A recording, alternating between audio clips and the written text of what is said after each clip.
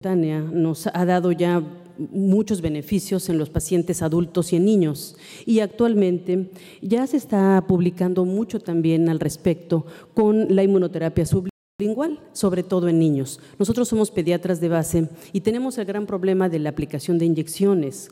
Desde luego que estos protocolos que acabamos de ver no serían tan fácil de aplicar en niños. Sin embargo, la alternativa de la inmunoterapia sublingual ya se está llevando a cabo actualmente.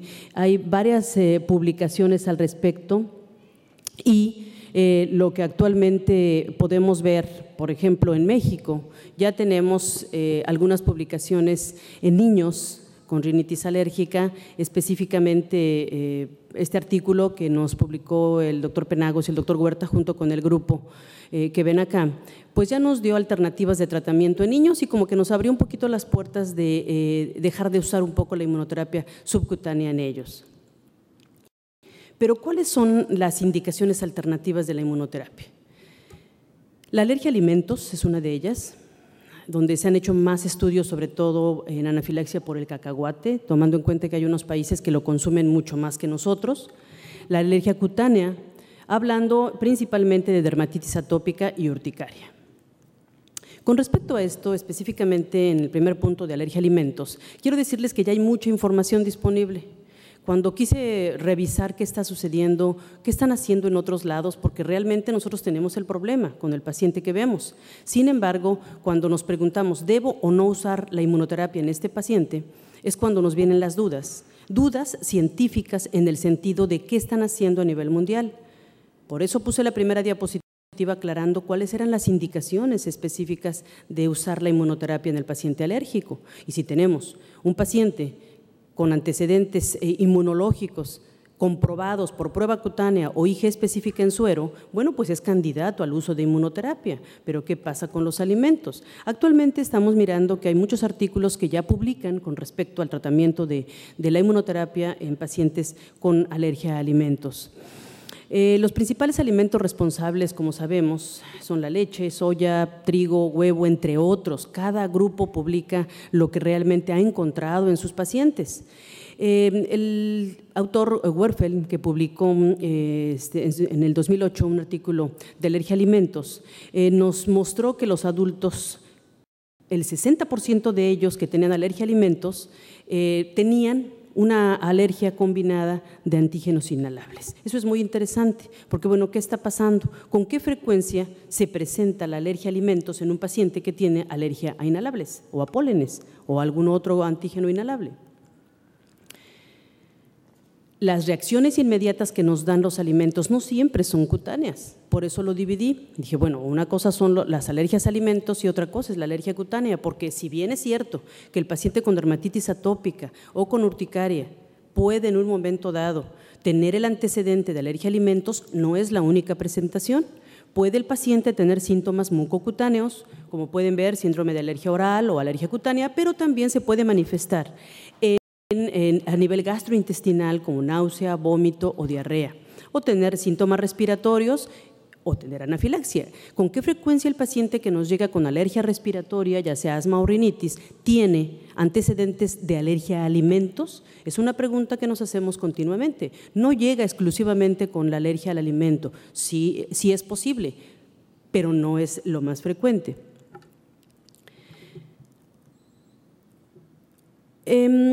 El tratamiento actualmente que tenemos para la alergia a alimentos se da con la evitación estricta del alimento y el uso habitual o el conocimiento del uso de adrenalina, y estos son los estándares de oro. El saber qué alimento me hace daño, a lo mejor demostrable por una prueba cutánea o una IG específica en suero, evitarlo, ¿sí? Y el uso de inmunoterapia en el caso de una emergencia. Es lo que tenemos como tratamiento actual. La restricción de alimentos sola no siempre es exitosa y es cuando tenemos el problema. Si el paciente tiene alergia a alimentos, le restringimos de él y no mejora, es cuando tenemos que buscar una alternativa. Se han hecho estudios para determinar qué es lo que está pasando desde el punto de vista inmunológico y este autor nos recomienda que debemos revisar la presencia que existe ya entre la reacción cruzada entre los opítopes de ciertos pólenes y las proteínas de alimentos. Es decir, hay una reacción cruzada entre ambos. Entonces, ¿qué está pasando? Él demostró que había un empeoramiento de los síntomas de alergia a alimentos, ¿sí?, con la inmunoterapia específica a pólenes. ¿Qué sucedía? Entonces, el paciente que tiene alergia a pólenes y que está recibiendo inmunoterapia puede tener un empeoramiento, ¿sí?, de su alergia a alimentos, y es donde se hizo la conexión.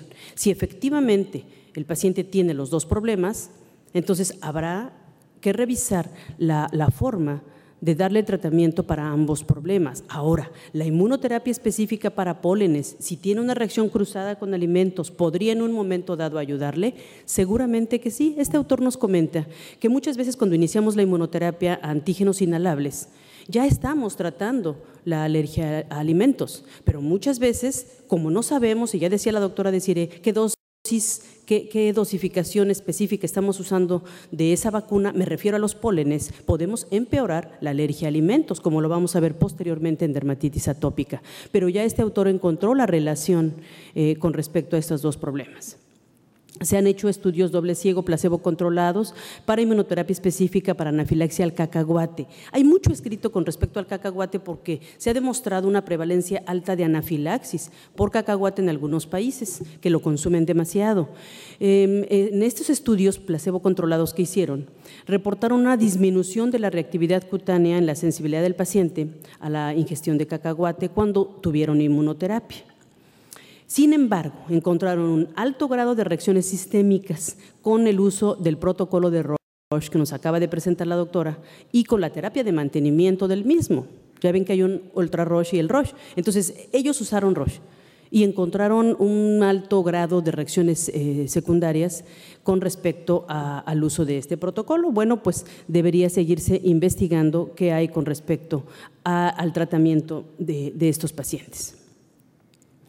Hay otros autores como Beyer, que les presento la referencia en el pie de la diapositiva, utilizó inmunoterapia sublingual, ya no subcutánea, sino sublingual para pacientes con alergia a alimentos y encontraron un importante papel regulatorio de las células T. Aquí vale la pena, y por eso les escogí algunos artículos que se me hicieron más interesantes dentro de todo lo que revisé, porque no nada más es la situación clínica y la respuesta del paciente a la inmunoterapia, sino los cambios inmunológicos que se están dando. ¿Qué hace que fundamente la inmunoterapia subcutánea y la inmunoterapia sublingual en mi paciente con alergia a alimentos? Es decir, ¿realmente estoy haciendo una inmunoterapia adecuada para él o estoy empeorando alguna otra parte de su alergia o de su enfermedad? Él encontró que había un importante papel regulatorio de la célula T en la producción de la interleucina 10, que ya comentábamos es reguladora, en la expresión de receptores de alta afinidad de la IgE, en las células de Langerhans de la mucosa oral y en la inducción de la tolerancia para alergenos. Esto ya nos ayudó a tomar pues mucha más atención en este problema, porque no es lo mismo estar estudiando o estar viendo nada más la respuesta clínica del paciente ante la inmunoterapia, como saber que realmente desde el punto de vista inmunológico estoy teniendo cambios en este paciente. Existe otro estudio que realizó este autor, doble ciego, placebo controlado en 23 pacientes, pero utilizó alergoides en alergia a la avellana. Y ya comentábamos que hay diferentes estructuras, antígenos, estandarizaciones de las vacunas. Y bueno, en este caso este autor utilizó alergoides en alergia a la avellana, utilizando el protocolo de Roche por 4 días y una terapia de mantenimiento por 3 meses, y observó un incremento de los niveles séricos de inmunoglobulina G y de interleucina 10, así como la tolerancia del paciente al ingerir la avellana. Es decir, es útil el uso de inmunoterapia en el paciente con alergia oral, es muy probable.